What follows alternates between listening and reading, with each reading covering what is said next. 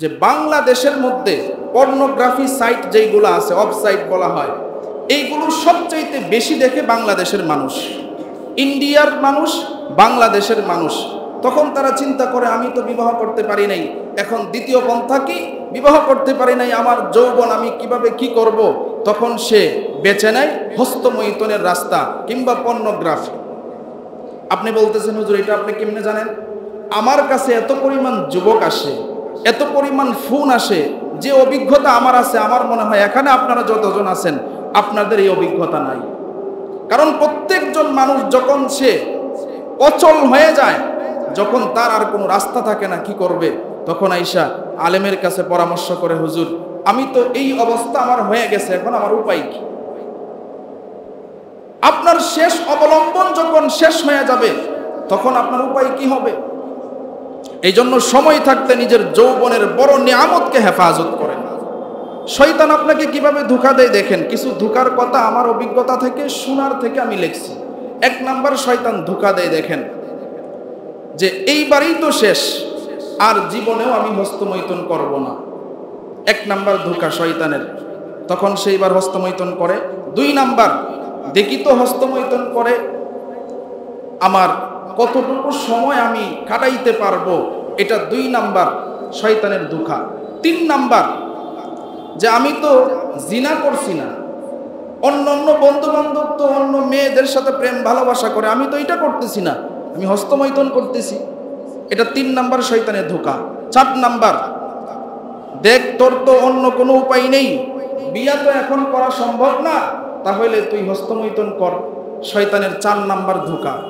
পাঁচ নাম্বার ধোঁকা, বন্ধুরা অনেকেই করছে, কোনো সমস্যা নাই, তাহলে আমি করলে সমস্যা কি? দেখেন খুব গভীর মনোযোগ দিয়ে কথাগুলো বুঝেন।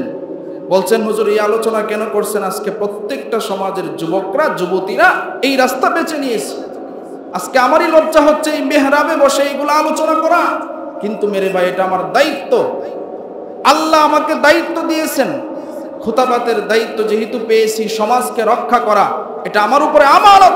এই জন্য আমার দাওয়াত আমি আপনাদের কাছে পৌঁছিয়ে দিব, না মানলে হিসাব দিতে হবে আপনার কাছে। ছয় নাম্বার শয়তানের ধোঁকা, কর অমুক বড় ভাই করছিল, তার হালুয়ার হারবাল খেয়ে সে এখন সুখেই আছে।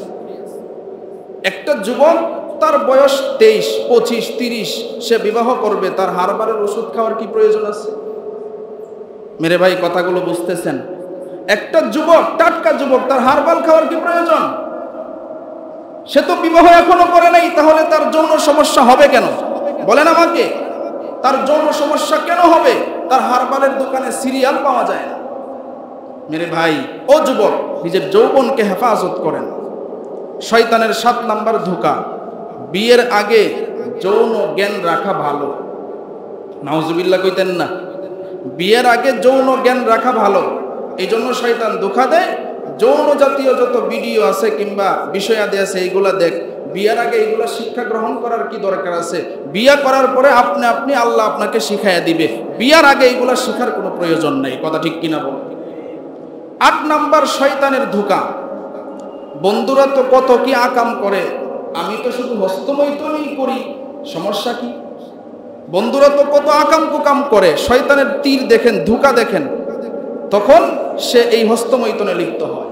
শয়তানের 9 নাম্বার ধোঁকা, মেডিকেল সায়েন্স তো বলে হস্তমৈথুন করলে কোনো সমস্যা নাই। সকলে জুড়ে আওয়াজ দিয়ে বলেন নাউজুবিল্লাহ, যে হস্তমৈথুন করলে কোনো সমস্যা নাই। এখানে অনেক শিক্ষিত যুবক ভাইয়েরা থাকতে পারেন, দেখেন মেডিকেল সায়েন্সও এই কথা স্বীকৃতি দেয়, তাহলে যুবকরা নষ্ট হবে না কেন? শয়তানের 10 নাম্বার ধোঁকা, আরে কপাল, ভাবছিলাম বিয়ে করার পরে মনে হয় আমার হস্তমৈথুন করা লাগবে না, কিন্তু বিবাহের পরেও এই অবস্থা, কারণ বিবির থেকে দূরে। এটা শয়তানের 10 নাম্বার ধোঁকা। কারণ সে বিবাহের আগে যে অভ্যস্ত হয়ে গেছিল, এখন বিবাহের পরেও বিবি থাকা সত্ত্বেও এই অভ্যস্ত থেকে সে বিরত থাকতে পারে নাই। শয়তান তারা আবার ধোঁকাই ফেলছে। এই যে আমি 10টা ধোঁকার কথা বললাম, 10টা ধোঁকার কথা যে আমি বললাম মেরে ভাই, আপনারা এখানে শুনতেছেন, এরপরে এটা মিডিয়াতে যাবে, হাজার হাজার লাখ লাখ মানুষ দেখবে, এখান থেকে শিক্ষা গ্রহণ করবে। আমি সবাইকে বলবো, যাদের কাছে এই আলোচনাটা কানে পৌঁছতেছে, একটু গভীর মনোযোগ দিয়ে বোঝার চেষ্টা করবেন। মেরে ভাই, আপনার একটা পুরুষের জন্য আসল যে নিয়ামত যৌবন, একটা নারীর জন্য আসল নিয়ামত যৌবন। আপনি যখন যৌবনকে অকালে নষ্ট করবেন, তখন আপনার বিবাহ করার পরেও আপনি সাংসারিক জীবনে শান্তি পাবেন না।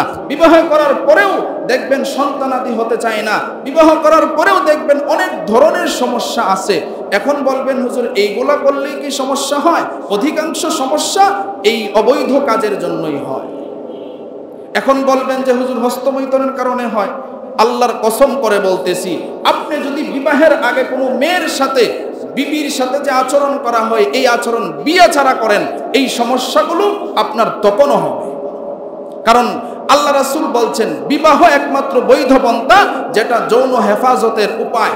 এছাড়া আপনি মেয়ের সাথেই সম্পর্ক কইরা আপনার যৌবনকে ক্ষতি করেন, আর অন্য পন্থাই অবলম্বন করেন, সবগুলাই ক্ষতি। আর সবগুলার কারণেই আপনার জীবনে পস্তাতে হবে। যেই পস্তানো, তখন পস্তাইলে আর চিন্তা করলে কোনো লাভ হবে না। কথা ঠিক কিনা বল? এই জন্য আল্লাহ রাসূল বলছেন, আন নিকাহু নিসফুল ঈমান, বিয়াটা হইল ঈমানের অর্ধেক।